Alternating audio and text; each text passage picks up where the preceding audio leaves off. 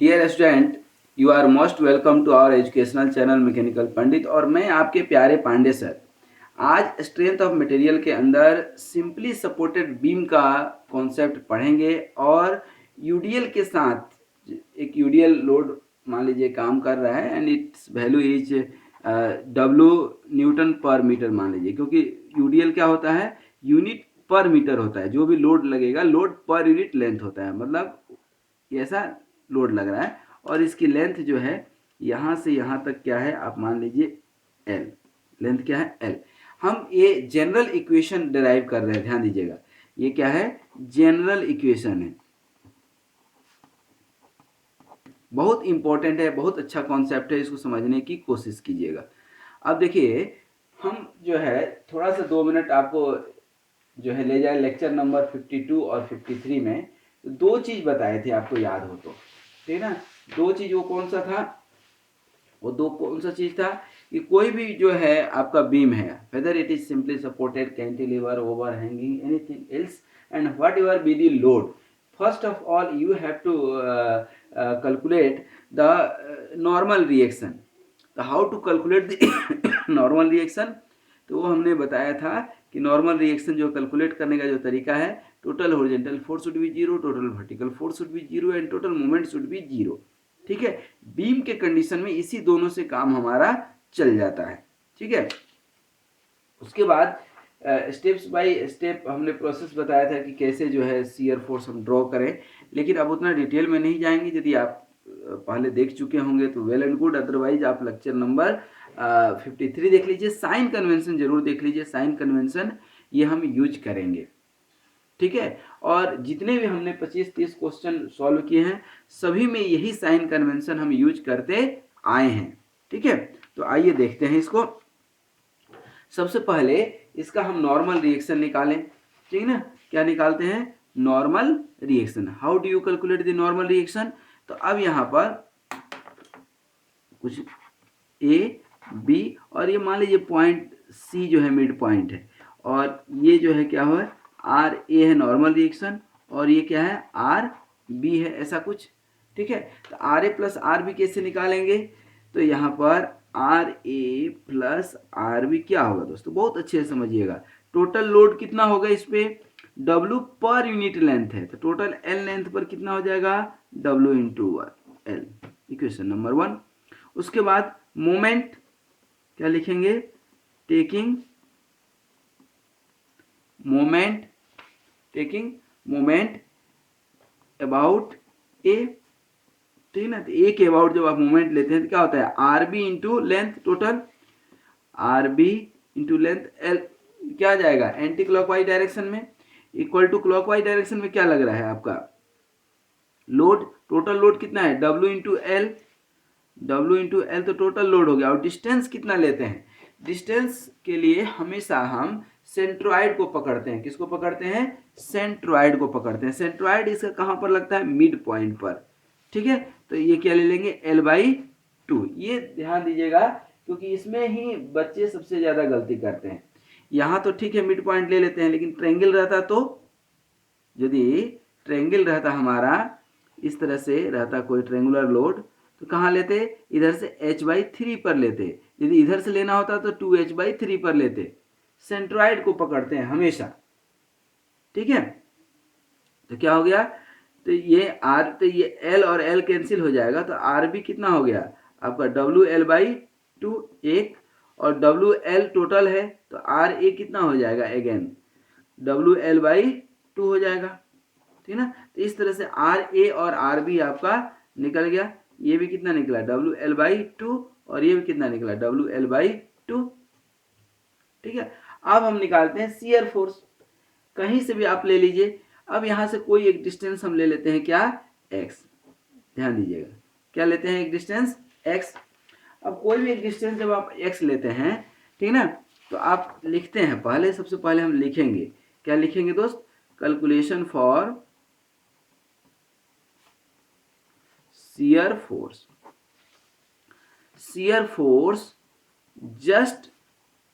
Just left of B के just left आप लेंगे तो क्या हो जाएगा, आर बी। दैट मीन्स कि WL/2, और नीचे से ऊपर की ओर लग रहा है तो क्या लेते हैं, नीचे से ऊपर की ओर लग रहा है तो क्या लेते हैं, देखिए यहाँ पर नीचे से ऊपर की ओर निगेटिव, ठीक है। तो नीचे से ऊपर की ओर यदि निगेटिव लेते हैं तो ये क्या हो जाएगा, निगेटिव में नीचे की ओर कितना, WL/2, ये पॉइंट हो गया आपका, ठीक है। और ये क्या अब सीधा जाएगा क्या, नहीं, यहाँ तो चेक कर लेना क्योंकि यहाँ तो लोड है, हर पॉइंट पे लोड है, यूडीएल है। अब यहाँ पर x डिस्टेंस पर हम निकालें लोड, ठीक ना, तो क्या हो जाएगा, एट बी कितना हो जाएगा, ये -WL/2 निकला माइनस में। फिर जैसे जैसे हम इधर आगे बढ़ते हैं, ठीक है ना, तो यहाँ पर x निकालें तो शियर फोर्स एट x, और x कहाँ है, फ्रॉम b से हम x लिए हैं, ये लिखना बहुत जरूरी है, फ्रॉम b पर। तो यहाँ पर आप लिखेंगे तो यहाँ तो शियर फोर्स है ना, तो -WL/2 तो लगते हुए ही आ रहा था, और ये ऊपर से नीचे की ओर क्या लेते हैं, प्लस, और कितना है W, और W पर यूनिट लेंथ है तो x लेंथ के लिए कितना लगेगा, W इंटू एक्स, तो प्लस W इंटू एक्स। अब ये W इंटू एक्स बढ़ते जाएगा, x बढ़ते जा रहा है और तो कुछ हो नहीं रहा है। फिर एट ए निकालेंगे तो शियर फोर्स एक काम करते हैं, shear force at mid point निकाल कर थोड़ा देखिए कितना आ रहा है, mid point mid point that means कि x equal to L/2, L/2 ही तो मिड पॉइंट है, x इक्वल टू चलते चलते L/2 पर निकालेंगे तो क्या हो जाएगा मिड पॉइंट पर, यहाँ पर equation WL/2 plus W into L/2 कितना आ गया, 0, वाह, मिड पॉइंट पर तो ये 0 आ गया। जैसे ही L/2 से हम आगे बढ़ते हैं, जैसे ही L/2 से आगे बढ़ते हैं, यहाँ पर कितना आ गया आपका, देखिए यहाँ तो आ गया आपका कितना, 0, ठीक ना। और थोड़ा सा और आगे बढ़े, shear force at x equal to 3L/2, तो क्या हो जाएगा, इक्वेशन तो यही है आपका, ध्यान दीजिएगा, इक्वेशन कौन सा है, यही है। तो ये क्या हो गया, -WL/2 plus W into 3L/2, तो क्या हो जाएगा, इसको आप करेंगे तो WL/2 कॉमन चले जाएगा, ठीक है, और 3WL मतलब कि 2WL/2 प्लस में दैट मीन्स कि WL आ गया, कहाँ पे WL आ गया, 3L/2 पे, ठीक ना। अच्छा, x इक्वल टू यदि हम L रख देते हैं तो shear force at x equal to L that means कि -WL/2, इक्वेशन हमेशा यही पकड़ेंगे, यही इसलिए तो हम इसको बोलते हैं कि जनरलाइज इक्वेशन, ठीक है ना। तो -WL/2 plus W into L, मतलब क्या हो जाएगा, WL/2 प्लस में, और देखिए a पर ऑलरेडी WL/2 लग ही रहा है, और इसके हम लेफ्ट साइड जा नहीं सकते हैं, इधर ही रुकना पड़ेगा हमें कहीं ना कहीं, क्योंकि इसके इधर तो जगह नहीं है। तो इसको भी हम जो है लेफ्ट साइड में लेंगे, लेफ्ट साइड में हम देखेंगे तो लेफ्ट साइड में ऊपर की ओर क्या लेते हैं, पॉजिटिव, तो पॉजिटिव में ये क्या चले जाएगा, WL/2। तो देखिए दोस्तों, एक चीज अब आपको समझ में आया, ठीक ना, कि ये 0 होते हुए ही जो है, ये जो है आपका यहाँ कितना आ गया, WL/2, और ये कितना आ गया, WL/2, ठीक है। ये हो गया आपका क्या,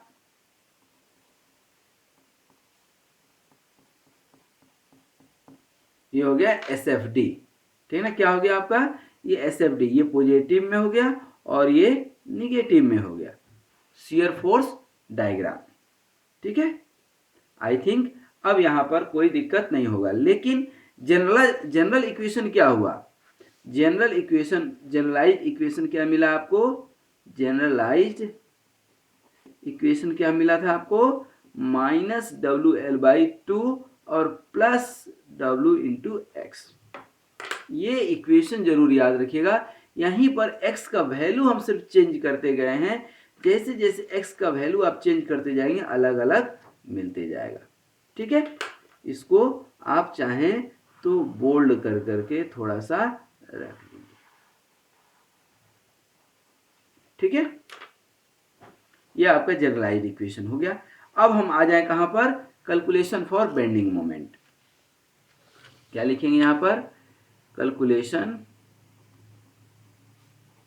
फॉर बेंडिंग मोमेंट। क्या हो गया? Calculation for bending moment. अब कैलकुलेशन फॉर यदि बेंडिंग मोमेंट की बात करें तो सबसे पहले तो हम आपको बता दें कि कोई भी बेंडिंग इक्वेशन हो, बेंडिंग मोमेंट हो या बीम हो, यदि सिंपली सपोर्टेड बीम है तो एंड पॉइंट पर बेंडिंग मोमेंट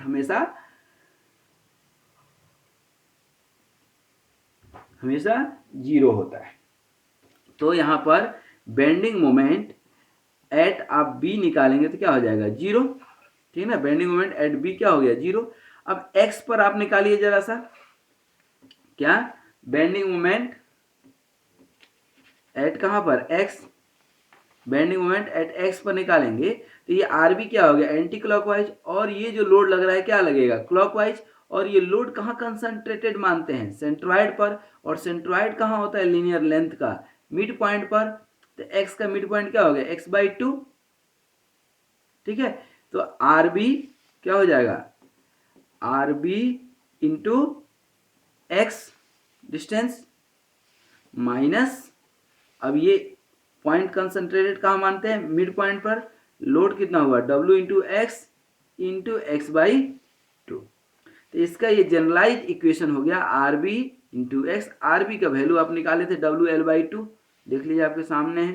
तो W L by two into X minus W X square by to. अच्छा, अब एक चीज देखिए यहां पर, ये क्या है? y equal to m plus x, y equal to m x plus c का इक्वेशन होल्ड कर रहा है कि नहीं? मतलब लीनियर इक्वेशन। और यहां पर देखिए एक्स स्क्वायर मतलब क्वाड्रेटिक इक्वेशन, मतलब parabolic equation. y equal to 4ax square याद होगा आपको, क्वाड्रेटिक इक्वेशन। तो यहां क्या हो गया? पैराबोलिक। तो यहां लीनियर तो कर्व बना था, लेकिन अब बेंडिंग मोमेंट में क्या बनेगा? Parabolic curve. अब x की वैल्यू रखते जाइए और जहां इच्छा हो निकाल दीजिए। x इक्वल टू देखिए तो l बाई टू यदि हम रखते हैं at x equal to l by two, मतलब कहां पर? मिड पॉइंट पर। और ये जैसा कि हमने आपको बताया कि ये क्या हो गया? आपका जनरलाइज इक्वेशन हो गया।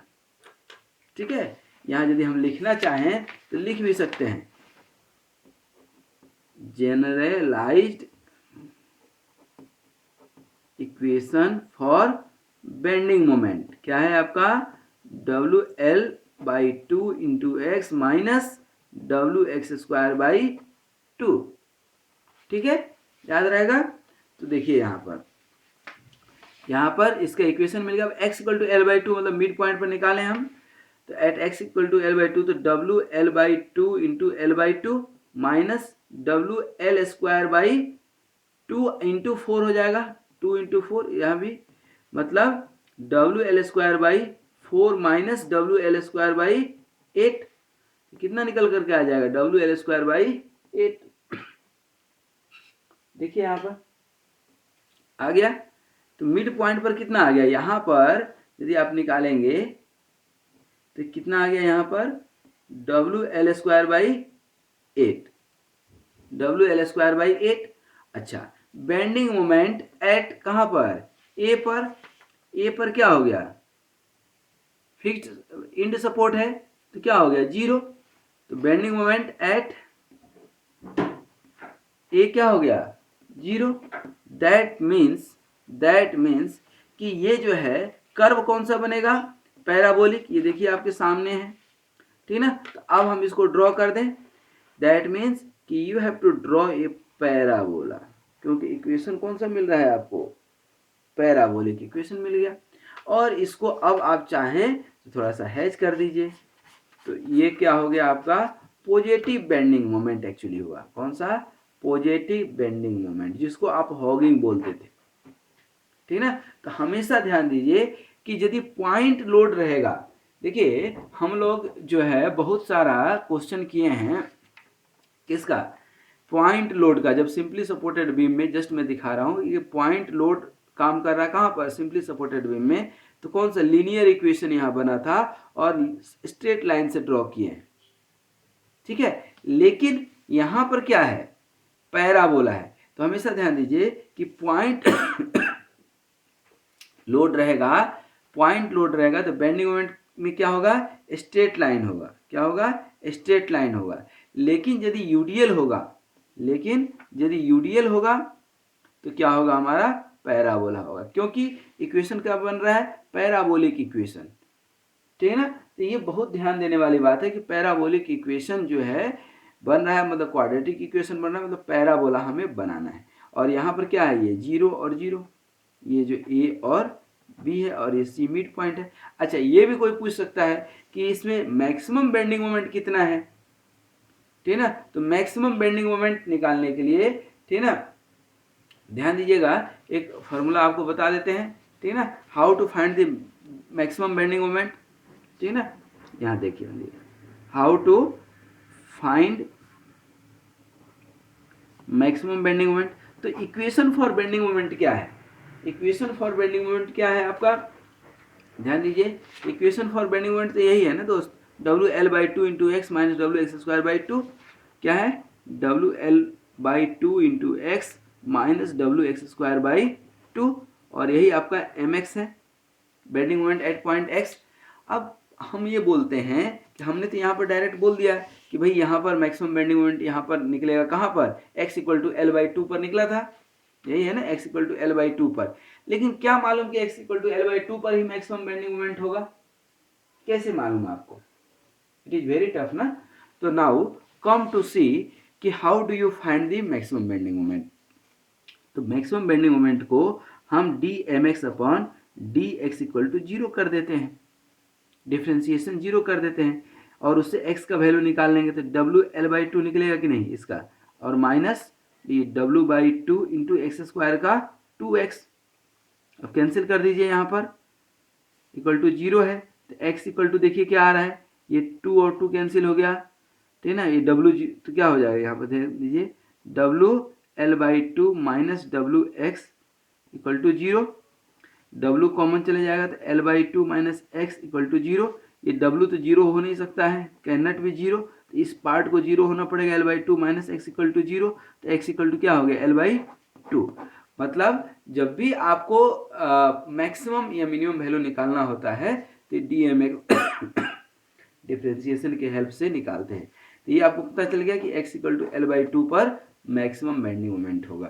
तो ये कि x equal to L by two पर मैक्सिमम बेंडिंग मोमेंट मतलब डब्ल्यू एल स्क्वायर बाई 8 होता है। ये आपको याद भी रखना है, ठीक है। तो आई होप कि आज यहाँ तक आपको समझ में आया होगा। इसके बाद हम लोग काफ़ी सारे न्यूमेरिकल भी करने वाले हैं, and we will see each and every numerical very carefully so that your concept will be very much clear. ये तो अभी शुरुआत है कहें तो, भले ही हम लोग 10-15 लेक्चर पढ़ चुके हैं SFD BMD का, लेकिन फिर भी हम कहेंगे कि शुरुआत है, क्योंकि इसके बाद ही असली मक्खन मलाई वाला जो क्वेश्चन है, जो competitive examination point of view से और जो आपके यूनिवर्सिटी एग्जाम के पॉइंट ऑफ व्यू से क्वेश्चन है, वो अभी आपको आने वाले वीडियोज में मिलेंगे। तो आज यहीं तक। Thank you very much for watching this video, and be happy, be healthy, and keep smiling. Wish you all the